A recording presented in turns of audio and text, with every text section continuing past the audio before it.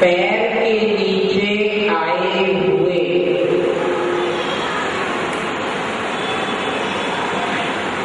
क्रम पर्वत आपके युगल शरण रूप पर्वत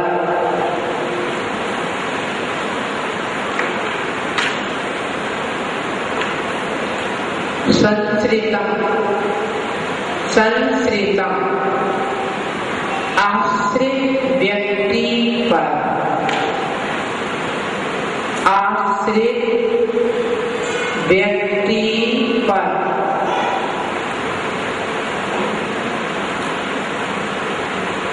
बद्ध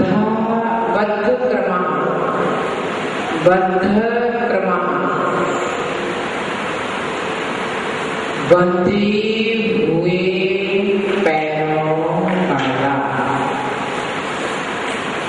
बंधे हुए पैरों वाला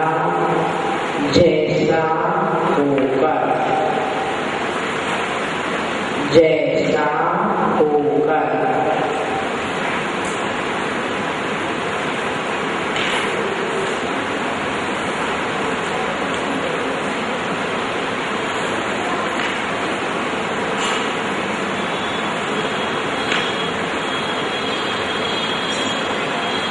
ना आक्रामति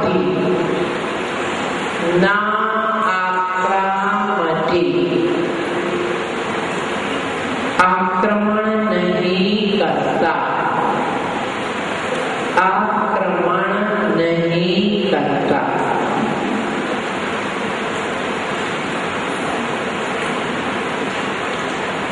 क्या कह रहे हैं कि हे भगवान कि शेर ने ऐसा शेर कि जिसने हाथी के ऊपर आक्रमण करके उसके गंडस्थल को विदीर्ण कर दिया, छिन्न भिन्न कर दिया।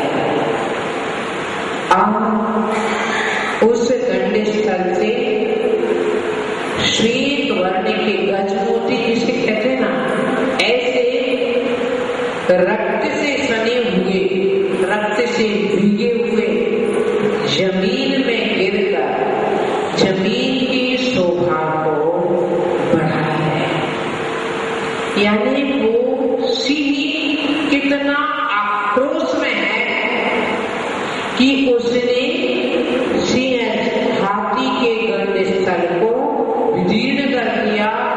परिणाम स्वरूप जो गजमोती होते हैं वो रक्त में लिप्त होकर पूरी जमीन में बिखर गए। ऐसा सिंह भी, ऐसा भक्त जो आपके चरणों का जिसने आश्रय पाया है, उसके सामने यह शेर ऐसा हो जाता है जैसे कि शेर के पैर बांध दिए गए। यानी कि वो कितना आक्रोश में है, कितना क्रोध में है कि हाथी के गंडस्थल को विदीर्ण कर दिया। परंतु आपके भक्त के सामने आने पर कैसा हो जाता है? शांत, जैसे कि शेर के दोनों पैर बांध दिए।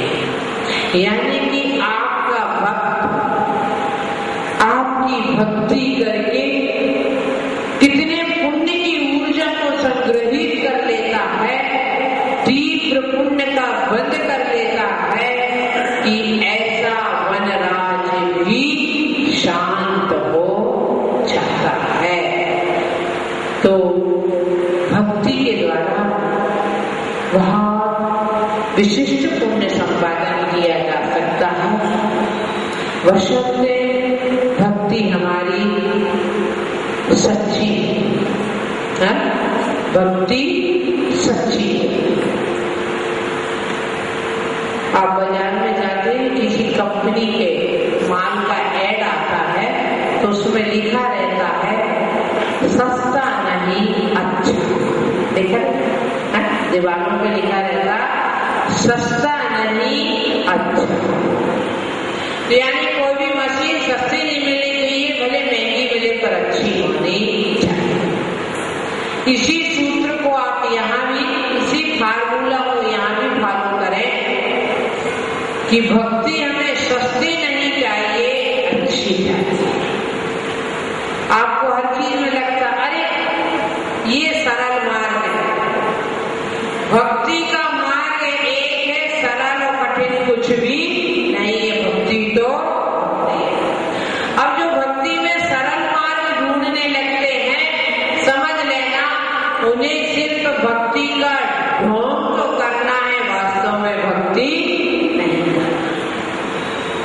भक्ति करने वाला तो ये नहीं सोच है कि इससे कोई सरल रास्ता, वो तो कहता आप जो मार्ग को प्ररूपित करके गए हैं वही मार्ग है, अन्य कोई मार्ग नहीं। तो इस प्रकार भक्ति की ऊर्जा कितनी सशक्त होती है, भक्ति की ऊर्जा अपने आप में कितनी आपको शक्ति देती है, इस काव्य के माध्यम